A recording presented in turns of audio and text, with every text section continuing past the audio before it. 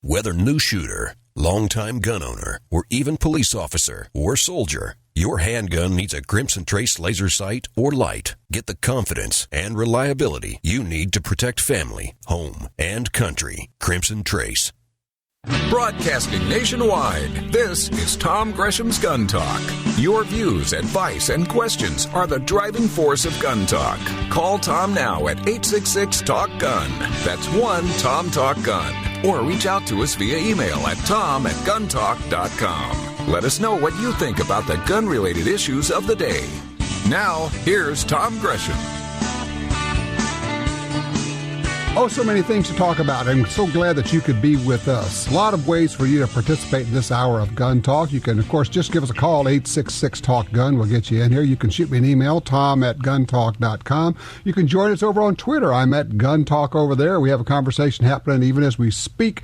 Just a lot of ways for you to get involved. And, you know, the other thing I would ask for you to do, we talk about the Truth Squad a lot. We're going to have a great Truth Squad success story in just a second. Right now, you can do something. Actually, I'd ask you to do two things. One is call somebody you know and say, hey, turn on the radio. We're talking about the guns. They're talking about guns, and it's like good stuff. These are not media people who are bashing gun owners. So spread the word, call somebody you know, and have them turn on the radio. Of course, you know, we'll have the after show here in just about an hour. You can join us on that as well. The other thing I would ask is to drop a note to your local radio station and say, hey, I appreciate you guys running Gun Talk. That's it. That's all it takes. Just say, hey, appreciate it. I listen. I like it. They need to hear from you. That would be a good thing. Let's see now. Line 4. Let's go pick up John out of Corpus Christi, Texas. Hey, John. Hey, Tom. My radio station is KKTX.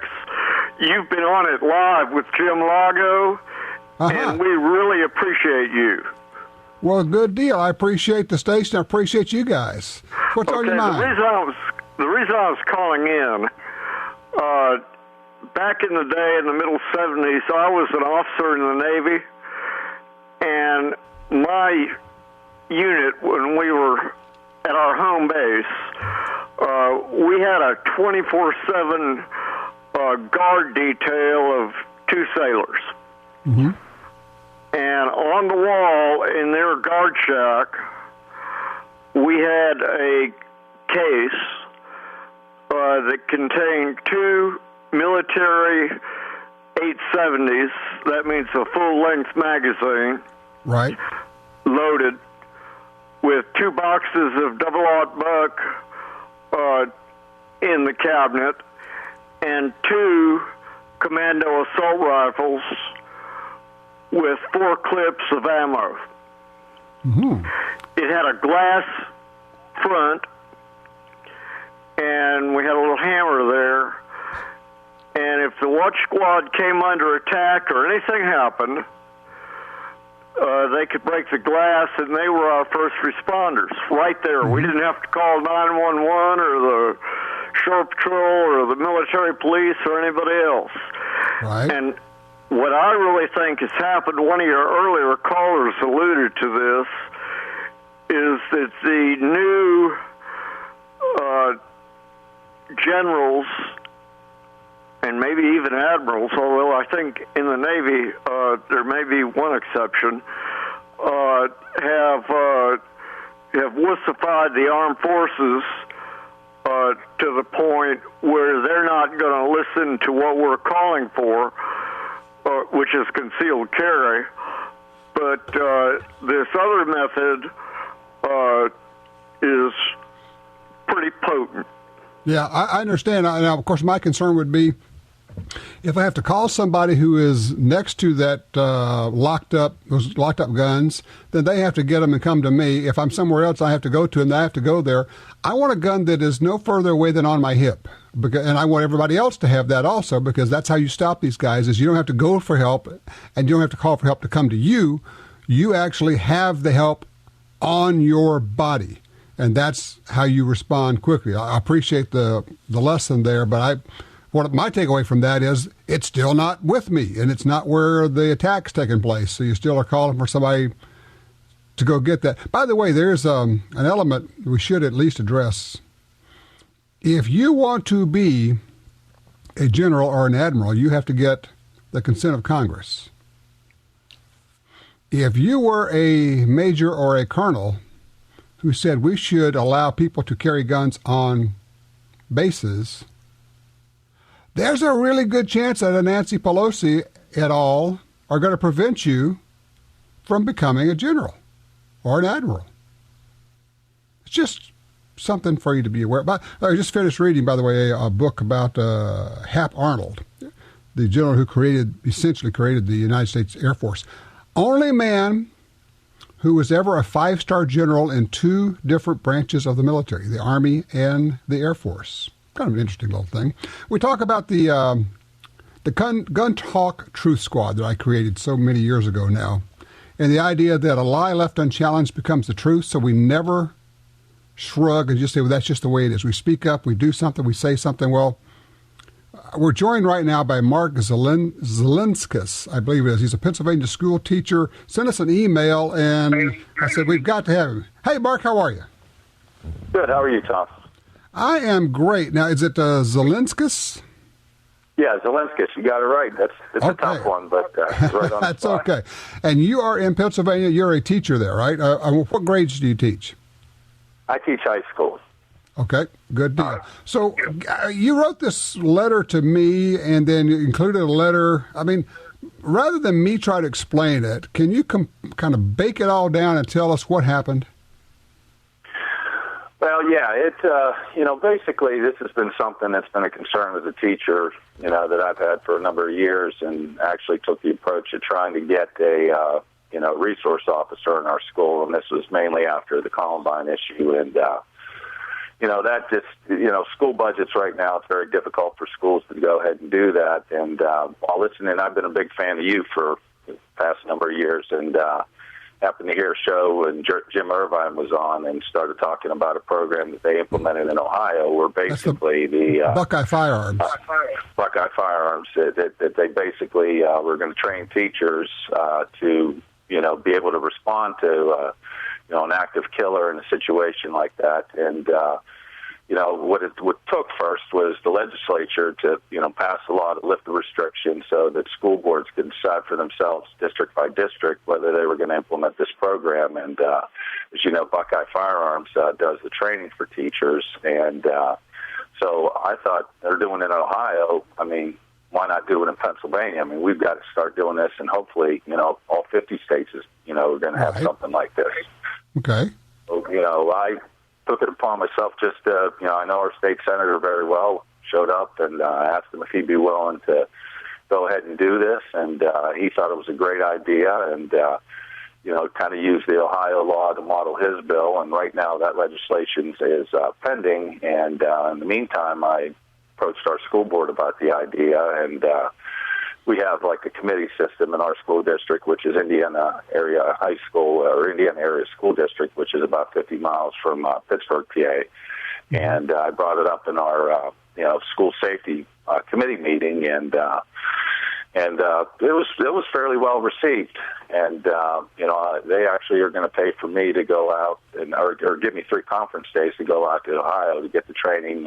And Buckeye Firearms graciously invited me out to go to one of their training sessions to go through. And well, what you did, I want people to understand what you did, though, because this is a pretty big deal to go to a school board, to go to the administration and say, hey, I want us to talk about having armed teachers in schools, but you didn't just go in and say, I think this is a good idea. You actually documented. You said, look, this is what the response time was at Columbine. This is what the response time was at Newtown versus, was it Arapahoe? Yeah, Arapahoe High School in Colorado. Yes, but 80-second response because they had somebody that was armed, that was armed on site. And the difference was one person shot at Arapahoe versus 26 being killed at Newtown. It is simply a matter of time, is it not? It is, and it's a matter of how long do you want to wait. And the encouraging thing, Tom, is, I brought this up a while ago, and some of our board members were, very concerned about, just the usual things, that are missed, what if Sure. the teacher loses their temper and that type of stuff. But, as the whole discussion started unfolding, the next meeting he said to me, he always had great concern about doing this. Now I have a great concern about not doing it. And it's, we are the first responders. Wow. We're going to be the ones that are going to be there. And, ultimately they're going to be, and I think, when you look at the situation at Sandy Hook, teachers gave their lives to protect those kids. And, yes. There's not one, police officer or anybody that's going to go confront an armed killer with empty hands. And but yet these people went ahead and gave their lives to protect the kids, and teachers are wired to do that. And all I want to see, and believe me, there are at least 10 to 15 people in my high school that are willing to go through this training and even pay for themselves to just be able to to respond in an appropriate manner and to save lives. And I'm not sure exactly how to put this, but something happened somewhere along the way that motivated you to say, I should do this, and I can do this, and now I will do this. What happened that made you actually take action? Well, I've been going, and like I said, the resource officer approach, and to no avail, and I've had kids go to school. As a matter of fact, I have one of my kids in school right now, my youngest, and I had my other daughter go through school. And I, in the letter I mentioned, our plan right now currently is to get in rooms and shut the doors and wait for the police to get there. And I always bring this up to when I'm discussing it to people in our community, and it's actually going to pick up now, this discussion, I think, with a lot of people since the letter ran, and I have gotten a lot of positive response. But I just try to say, here I am behind this door. I've got two options. I could sit there and wait, and while you're waiting, you're going to hear kids out there in the hallway screaming and yelling and begging for their lives. And I just don't think I'm the type of person that's going to sit there and can listen to that. I feel, that I'm going to react. And, but then on the other hand, I know if I go out there, probably it's not going to be a good outcome. You don't have a chance, really, or a good chance. Because they won't let you have they won't let you have the tools that you need to stop the shooter.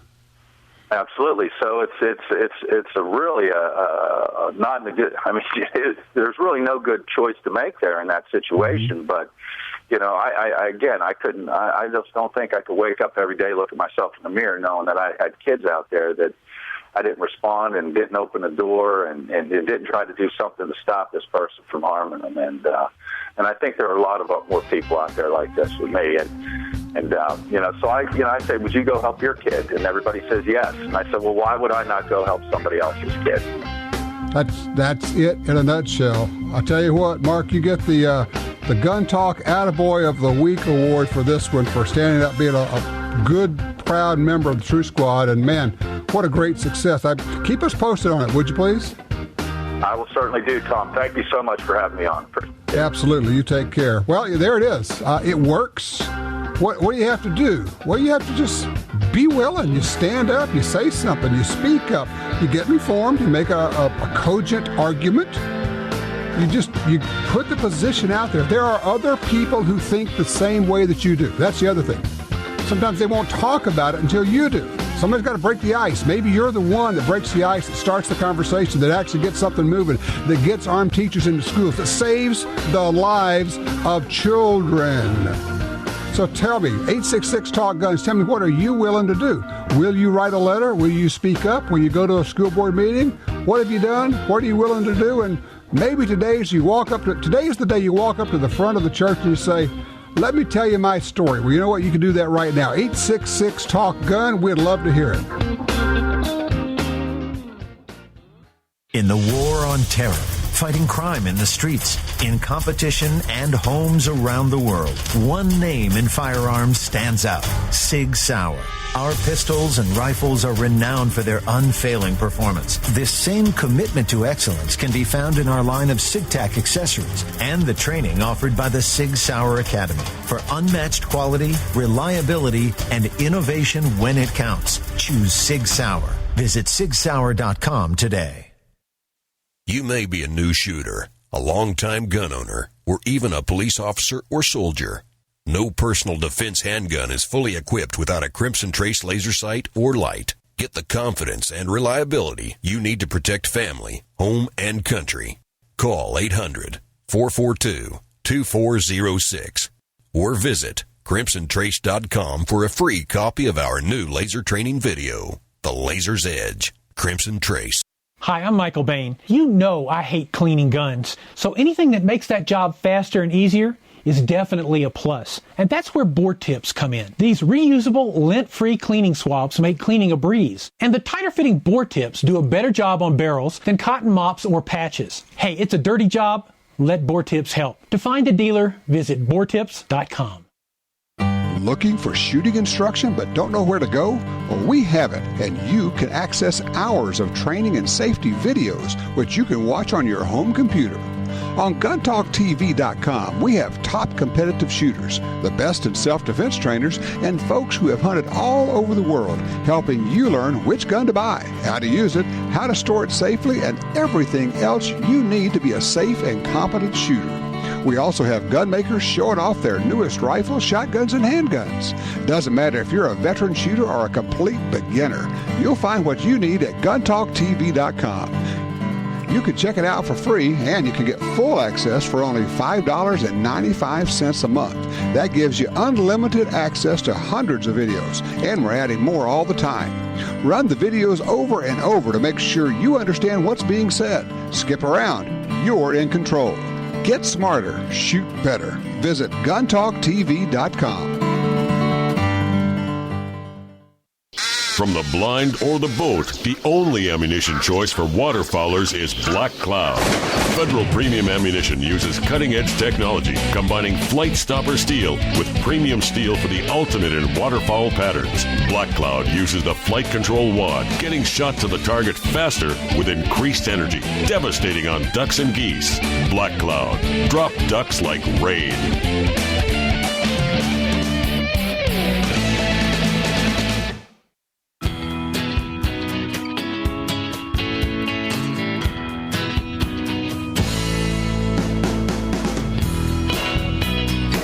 Want your opinion to make a difference? Log on to our website and take the Gun Talk poll. www.guntalk.com. Now, back to Tom. All right, during the break, Michael's asked me about wanting to get a thigh holster for carrying a gun when he's hiking. And I don't have any experience with that. Have you used a thigh holster? Do you like a thigh holster? Give me a holler. Let me know. Maybe you can fill us in on that. 866-TALK-GUN. Also, Michael, let's pick that conversation up on the after show. We can actually have that conversation. If you have not, by the way, if you have not checked out the after show, you get that by downloading it, of course. You go to guntalk.com/listen, or you can pull it down off of iTunes or other forms. We continue the show even after we are off the air. And well, some of them are pretty interesting conversations. Kind of a round robin of the folks who are in the studio here. Whoever happens to be walking through at the time, you never know. It might be Jasmine. It might be, we don't know who's going to be there sometimes. That's all fun. I had a caller couldn't stay on, and he was asking about a friend of his checking into the hospital. And I think what he was saying was in the admission forms, they're asking about guns.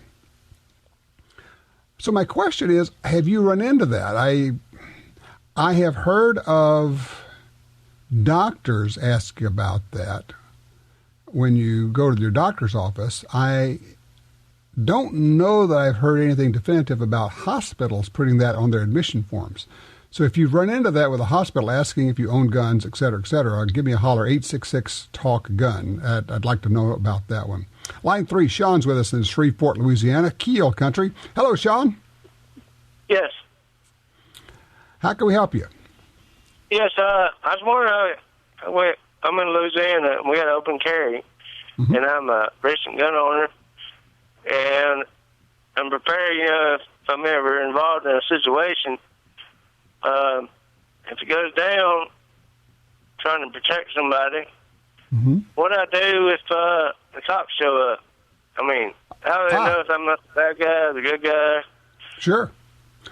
Well, it's a question that's usually covered in a concealed carry class. So if you ever take a concealed carry class, they'll talk about that. We also cover it a lot in our videos that we have on our website. If you just go to YouTube and look for Gun Talk Media, we have a lot of videos about that. But let's talk about this for a second. There really are two things going on here. One is using your gun to help somebody, and two is what do you do when the cops show up? So let's take them in order. I would be extremely careful about using your gun to defend somebody. And my argument goes this way, is there are a great many situations, if you don't know the people involved, like if you know the people involved, that's fine. But if you came up on a situation and it looks like somebody's getting beaten, you don't know if the guy on the ground actually started it and is the bad guy, and the good guys have finally gotten him down on the ground and they're taking care of him. And you pull your gun out, and now maybe you're holding a gun on the good guys. Maybe you pull your gun out and they're actually undercover police officers and you get yourself shot or arrested. The point is you don't know what's going on. So my deal is this. I carry a gun to protect me and my family. It would be a rare circumstance that I would use my gun to help somebody else. And I'm sorry, people say, I can't believe that. I say, yeah, well, you know what? If you wanted help, you should have carried a gun yourself. Now, if a school is getting shot up, I'm going in and I'm probably going to get killed, and my wife knows that, and I'm not coming home that day. That's just the way it's going to be. Okay, but let's talk about if you have to shoot somebody or you pull a gun out in a situation. Sean, first thing you want to do is you want to be the first person to call 911. Because whoever calls 911 gets to be the victim. That's the person who's making the complaint. And if you're not the one that calls and somebody else calls, now you're the crazy guy with the gun. So you want to be the one that calls 911. And when they show up, you do not have that gun in your hand. That's how you get shot. You have it either in your holster or you put it on the ground and you have your hands way up in the air. Because cops are going to be rolling in, they've got a report of a gun, or somebody's been shot, or shots have been fired, and they're looking for the bad guy, and there you are standing with a gun.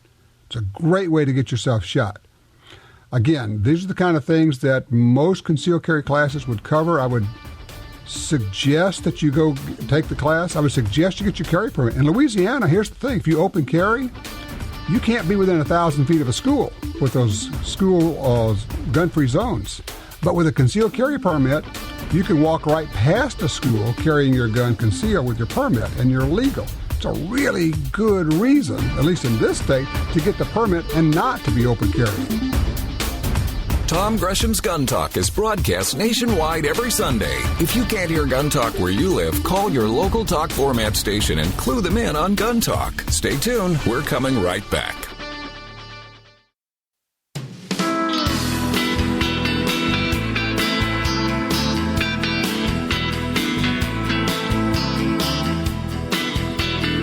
Now broadcasting nationwide on radio, via satellite, and through downloads, iTunes, the Gun Talk app, and other podcast clients. You're listening to Gun Talk with Tom Gresham. All right, back here, 866 Talk Guns. I am about to do something that radio consultants would say never do. I actually almost never, ever do this. People would say, you're not supposed to do that on radio. I'm going to read you something. I referred, when we had Jeff Knox on earlier, I made reference to this piece called The Belgian Corporal that was written by his dad, Neil Knox. Neil was a friend of mine. He was one of the giants in the gun rights movement. It's a short piece. I hope you'll bear with me. I hope you'll put up with me reading this, but it is so important. I would like for you to, because I know a lot of folks won't go over there and read it online, and so I just want to give this to you. This is by Neil Knox. It's called The Belgian Corporal. It starts off, in the summer of 1955, I was a young Texas National Guard sergeant on active duty at Fort Sill, Oklahoma. A corporal in my squad was a Belgian-American named Charles Denaire, an old man, as far as most of us were concerned, being well over 30. Charlie commanded a certain amount of our respect, for not only was he older than the rest of us, he had lived in Belgium when the Germans rolled across the Low Countries, bypassing the Maginot Line on their way into France. He had seen war. One soft Oklahoma afternoon, sitting on a bunk in the half-light of an old wooden barracks, he told me this story. In Charlie's little town in Belgium, there lived an old man, a gunsmith. The old man was friendly with the kids and welcomed them to his shop. He had once been an armorer to the King of Belgium, according to Charlie. He told us of the wonderful guns the old man had crafted using only hand tools. There were double shotguns and fine rifles with beautiful hardwood stocks and gorgeous engraving and inlay work. Charlie liked the old man and enjoyed looking at the guns. He often did chores around the shop. One day, the gunsmith sent for Charlie. Arriving at the shop, Charlie found the old man carefully oiling and wrapping guns in oilcloth and paper. Charlie asked what he was doing. The old smith gestured to a piece of paper on the workbench and said that an order had come to him to register all of his guns. He was to list every gun with a description on a piece of paper and then send the paper to the government. The old man had no intention of complying with the registration law and had summoned Charlie to help him bury the guns at a railroad crossing. Charlie asked why he didn't simply comply with the order and keep the guns. The old man, with tears in his eyes, replied to the boy, "If I register them, they will be taken away." A year or two later, the Blitzkrieg rolled across the Low Countries. One day not long after, the war arrived in Charlie's town. A squad of German SS troops banged on the door of a house that Charlie knew well. The family had twin sons about Charlie's age. The twins were his best friends. The officer displayed a paper describing a Luger pistol, a relic of the Great War, and ordered the father to produce it. That old gun had been lost, stolen, or misplaced sometime after it had been registered, the father explained. He didn't know where it was. The officer told the father that he had exactly 15 minutes to produce the weapon. The family turned their home upside down. No pistol. They returned to the SS officer empty-handed. The officer gave an order, and soldiers herded the family outside while other troops called the entire town out into the square. There on the town square, the SS machine-gunned the entire family. Father, mother, Charlie's two friends, their older brother, and a baby sister. Neil continues, "I'll never forget the moment. We were sitting on the bunk on a Saturday afternoon, and Charlie was crying, huge tears rolling down his cheeks, making silver dollar-sized splotches on the dusty barracks floor. That was my conversion from a casual gun owner to one who was determined to prevent such a thing from ever happening in America." Later that summer, when I had returned home, I went to the president of the West Texas Sportsman's Club in Abilene and told him I wanted to be on the legislative committee. He replied that we didn't have a legislative committee, but now I was the chairman. I, who had never given a thought to gun laws, have been eyeball deep in the gun control fight ever since. It continues briefly on, but that's basically the crux of the story. It was Neil Knox, the story of the Belgian Corporal, who wouldn't register his guns. And I read that because right now in New York and Connecticut, people have been required to register their guns. And now we're waiting to see if the SS comes to the door and what will happen there. And for those who say it can never happen here, what are you so worried about? It's not really a worry of if it could happen here. It already is happening here. The story of the Belgian Corporal. Thank you, Neil. You were and are a giant in the gun rights movement. 866-TALK-GUNS. You already know Liberty Safes are great values. Now they're offering an even sweeter deal for Gun Talk listeners. At LibertySafe.com, click on the Fat Boy Safe and type in Tom.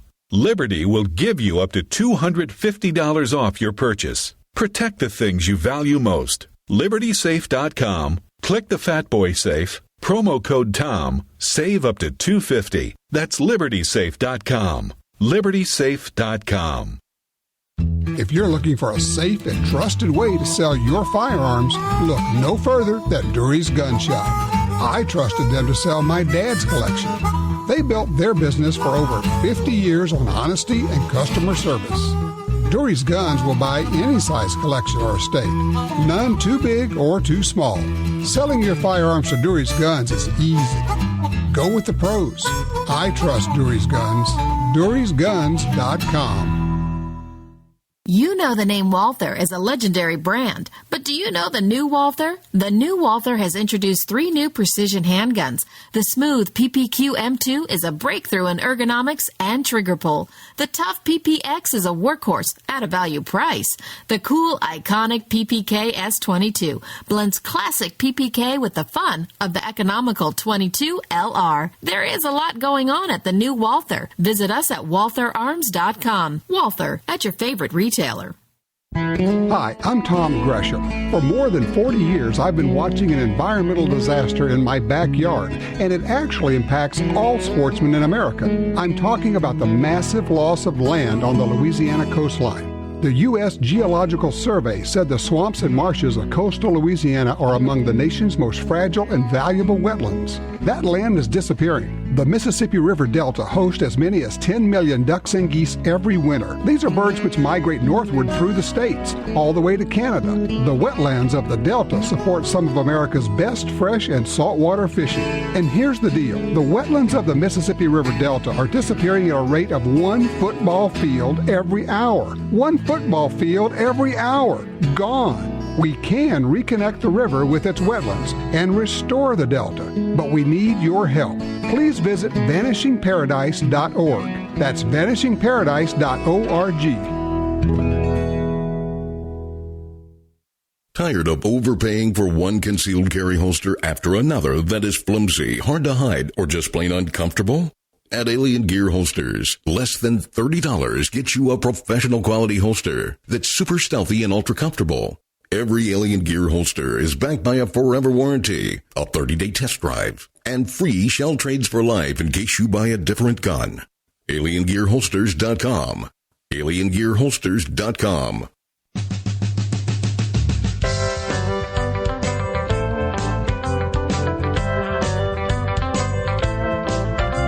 Got gun talk? As we've said for years, be sure and say thanks. Call your local station, or if you see them out and about, let them know you appreciate your gun talk. As for the version we won't broadcast, stick around and participate in the Gun Talk After Show. If you're on hold, tie a knot and hang on a little longer with the Gun Talk crew. Tom, Jim, Michelle, Michael, and you. We'll tackle stuff we don't cover on the airwaves. Speaking of the airwaves version, though, here's Tom. All right, 866 Talk Gun will get you in here. Line 2, Vance is with us out of Reno, Nevada. What? Cuban Missile Crisis? What are you talking about, Vance? Okay. I was 7 years old. My dad was in the Navy, and we were stationed at San Juan, Puerto Rico when the Cuban Missile Crisis broke. We were on the front lines. Anyways, when that started to heat up, the story that my mom tells me, and I remember some things about it.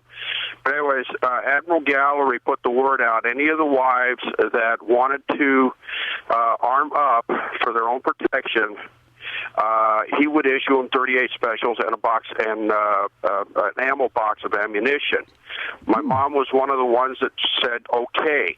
And I remember for 2 weeks, she had that 38 special in a shoulder holster and a couple of speed loaders that Dad had scrounged up. Wow. But anyways, that differentiates the attitude back then as opposed to now. Boy, no kidding. I had never heard that story before. That's great, Vance. Thank you for passing that along and sharing that with everybody. Yeah. I mean, why wouldn't you? Look, most people are pretty responsible. And you know what? People who aren't responsible are not going to be responsible no matter what. Why are you going to endanger people by creating these god-awful constructs, gun-free zones, which, of course, are not gun-free, clearly. All they are is a zone where good people can't carry guns. Bad people can carry it all they want to because they don't obey the law in the first place. So what we've got is a zone where only bad people can have guns. And if you, a good person, needs protection, you got to call somebody who's going to come from some distant place and, hey, may get there in time, may not get there in time. Either way, we're going home at the end of the day. Line 4, David, Tulsa, Oklahoma. Hey, David, what you got? Hey, I'm thinking about buying a pistol first. self-defense, and I saw in the paper, I believe it's ACP 1911 or 2011, and it's a double-barrel pistol. They used to make 45s, now they're making them in 38s. Do you have any thoughts about that gun in terms of a self-defense firearm? Is this the one where they've basically welded two 1911 pistols together? It's a double barrel. They're side by side. I don't know that much about it. I would just wondering if you'd recommend it for self-defense. Well, because I don't know, you don't know much about it, and I don't know what you're talking about. I can't say, but I would say probably the answer is going to be no. I would not recommend it. Every time you start getting away from the mainstream in guns, and look, tinkerers like to do guns, and gun makers like to tinker in their garages, and they come up with weird, goofy stuff, and have for centuries, literally centuries. Goofy stuff. Stay away from the edges. Stay right in the center. If you're talking about a self-defense gun, you want a good, simple semi-automatic pistol or a good, simple double-action revolver, and that's it if you're going to be carrying it. You want something that goes bang every time. That's the first criteria. And there is no other criteria almost. I mean, everything else pales into insignificance. You simply don't want anything that's goofy, strange, new, odd, different, fill in the blank, any of that. You want the basics. You want a semi-automatic pistol in whatever caliber. And, honestly, believe it or not, the caliber is the least important of all of this. I mean, if you said, Tom, you got to carry a 22 for self-defense, I go, okay. We'll make it work. We'll do what we got to do. I'm okay with that. Wouldn't be my choice, but that's okay. It's, but if you start with, say, a 380, 38 special, 357, 9mm, 40, 45, 357 SIG, I don't care. It doesn't matter. They'll work. They'll work about the same, which is to say they all don't work very well. What'd you just say, Tom? What I said was handguns are not very good at stopping bad guys. Handguns are not very good at stopping attackers. There's a reason why we should talk about shooting them multiple times, because it takes multiple hits on average to stop bad guys. So get what you can, learn to use it, shoot a lot, learn to use it. But did I mention learn to use it? And how do you do that? You go take a class, and then you take another class, and then you take another class. And once you've taken a class or two classes, you go, I didn't know anything. I am stunned at what I didn't know. And if you haven't taken those classes, you're thinking, I don't need to take a class. Mm-hmm. Yeah, right, got it. Okay, sure, fine. Line 1, Roger's in Portland, Oregon. Hello, Roger. Hello, Tom. Long-time listener. Anyway, I'm having a hard time finding short barrels for an 870 20 gauge. It's an early model 12-gauge frame, but it's a 20 gauge. Anyway, what's the effect of shooting birdshot through a rifled barrel, like a rifled shotgun barrel? Yeah. Well, would you be shooting the birdshot to use it for self-defense, or would you be using it to play targets? Self-defense. Not going to be much difference. Here's the thing. Birdshot, and here we go again, because it'll tick people off again. Birdshot is quite good at self-defense. Inside of 10 feet, not 10 yards, 10 feet. Okay, so we're talking about 3.1 yards, 3.3 yards, 10 feet. Rifling isn't going to make any difference. Spinning the load isn't going to make any difference. It's going to come out as a slug. Beyond 10 feet, your birdshot starts to lose effectiveness very, very quickly. But inside of 10 feet, again, for everybody who's already starting to write me emails, not yards, feet, birdshot's quite good. But no, your rifle barrel will be fine. It won't make a difference. I mean, it just won't. And yes, every time I say this, I get more emails. It's fascinating how many emails I get from people. I can't believe you recommended that. Really? Have you done any testing? We have. I would use it, and I wouldn't worry about it. I would trust it. Join the NRA via Tom Gresham's Gun Talk website and receive $10 off the regular membership price. Log on to guntalk.com for details. You're listening to Tom Gresham's Gun Talk.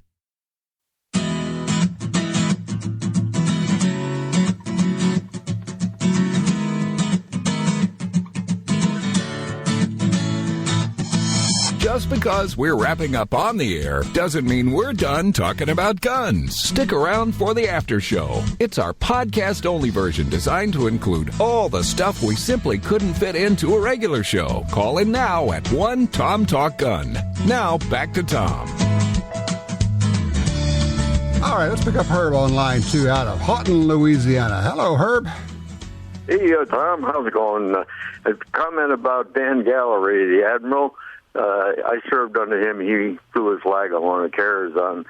He not only wrote stories for Saturday Post, but over his couch in Flag Plot, he had a big wooden plaque that said, "Be patient, my soul. Thou hast endured still worse than this." Just a comment. He was a good admiral. He was a sailor's admiral. All right, good deal. Thank you, Herb. I appreciate that. And Tim is in Fresno on line 3. Hey, Tim, what's this about a local gun ordinance there? Yes, I was recently told by a city police officer that, sure, you can have a gun, but it can't be loaded. You mean in your home? Anywhere, period. And what the question was I had came across them just, from a traffic accident, and I realized there were new state laws concerning guns went in at the first of the year, so I just had a couple of questions for him and mentioned I was going to be purchasing a firearm, and he said, sure, you can buy a firearm, but it just can't be loaded. Well, that makes no sense whatsoever. I mean, obviously it can be loaded at some point because when you go to the range to shoot it, you must load it. So that's silly on the face of it. 2 things I want, and because we're short on time, Tim, let me do this. 2 things. 1, do not get your information about laws from police officers. Some of them actually know the law. They are rare. Some of them don't know the law and make stuff up. And some of them know the law and say things that are contrary because they don't like the law. But policemen are never a good source, or let's say this, rarely a good source of information about what the law actually is. Having said that, if you're in California, one of the best places for you to go for information on whatever your gun laws are is a website called calguns.net, CALGUNS.net.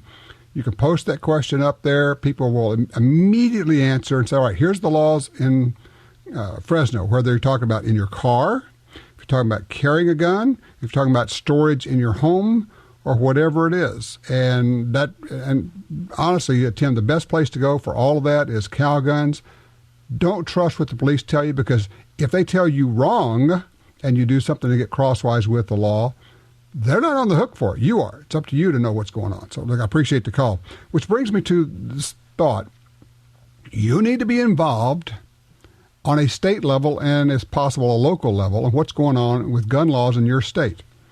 Maybe there's a website that covers that for your state. Maybe there's a group, whether it's Connecticut Carry or Georgia Carry or Louisiana Shooters Association or Buckeye Firearms in Ohio, or Massachusetts you have Goal, and New York you have a group. I mean, every state has a group. It's maybe not the only way, it's going to be the best way for you to stay informed. It's the best way for you to know what's going on. It's the best way for you to know what the laws are.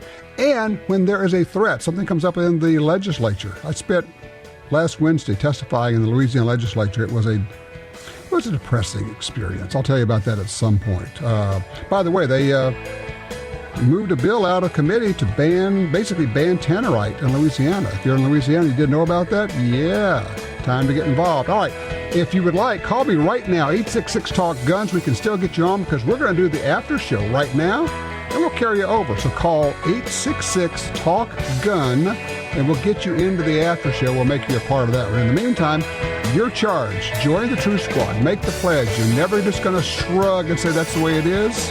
We're not going to let any lies go unchallenged. Take somebody's shooting. Be safe. Have yourself a great week.